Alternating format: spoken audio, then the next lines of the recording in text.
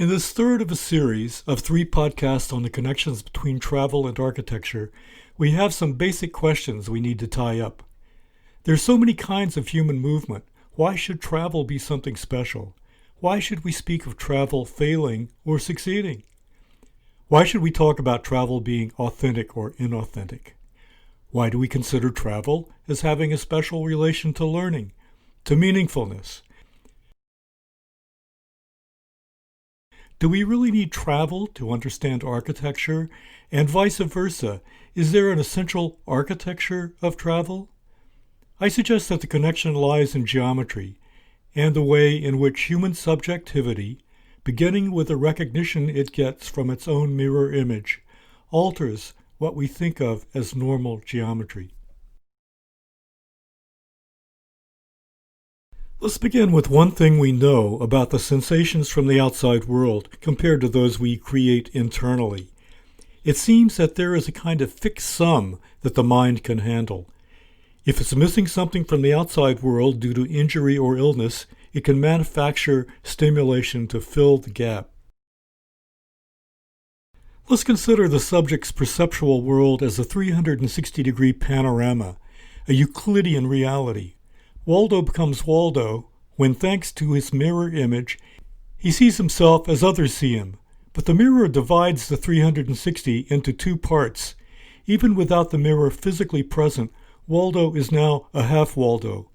The mirror pretends to bounce back an immediate reflection, but thanks to Waldo's commitment to his spectral self, there is a complication.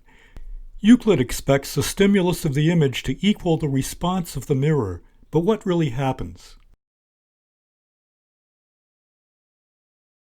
Waldo sees the world in the mirror as complete, as another 360 degrees, but this allows the mirror world to curve around to the front of the mirror, and Waldo sees his left-handed version, not his right-handed original self. This overlap between the 2 panoramas forces Waldo to internalize his non-orientation. It complicates his spatiality, which is no longer perfectly Euclidean. Our half-Waldo now uses up 360 degrees, but he only travels 180 thanks to his belief in his mirror image. He carries his non-orientation around with him, meaning that every round trip must include an extra turn to finish up, a figure called the interior 8. Like the Mobius strip, he gains continuity at the expense of orientation.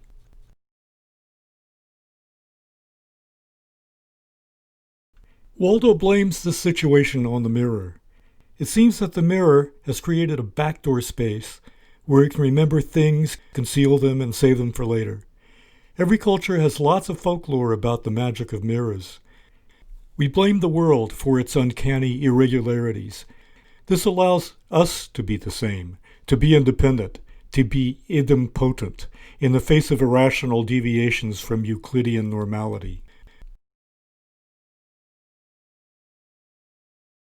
Wherever we go, our world is an overlap of a reality of the visible and a virtuality for the invisibles. This is not a single panorama, but rather 2 panoramas combined, 720 degrees. Henry Johnstone's system defining authentic travel shows how we notice the problem only when we try to travel correctly. Then we experience the overlap of the 2 virtualities in the way that categories create problems of balance and proportion. This moves Johnstone's system into spatial situations where the idea of the circuit, the completion essential to travel, must preserve the space between the 2 virtualities in order to have home as something we can experience away from home, as long as we are willing to take some risks and expose ourselves to danger. You might think of the travel system as electrons spinning around 2 nuclei, with everything always both in a center and on an edge. If you relax your eyes, the 2 red dots come together and you can see a 3rd circle emerging in a middle space. When the dots move, you can see for yourself how the overlap allows things to be the same and different. Now for a practical example.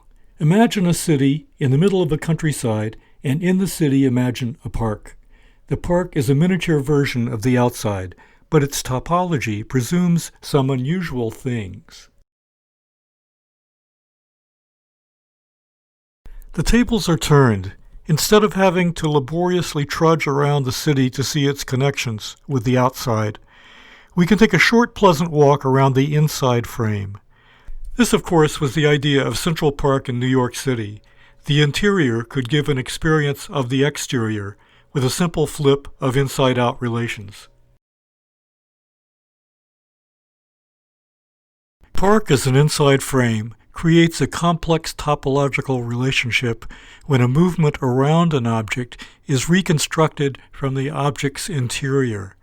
But city parks are completely normal occurrences. We don't think twice about them. In terms of authentic travel, a real traveler is aware of how topology connects the ordinary example to other aspects of travel.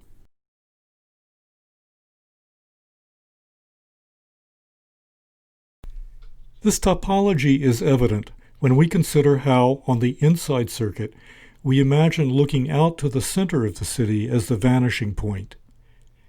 This means that every change of angle sees a new vanishing point, although there can only be one city center. The inside frame comes at a cost of discarding this Euclidean quality in exchange for what Pascal described as an infinite sphere, a sphere whose center is everywhere and circumference is nowhere.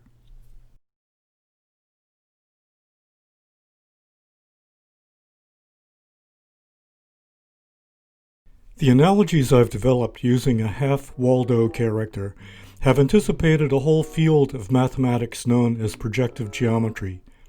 This was discovered in the 3rd century AD by Pappus of Alexandria, but given a very distinctive form by Girard Desargues and Blaise Pascal in the 17th century.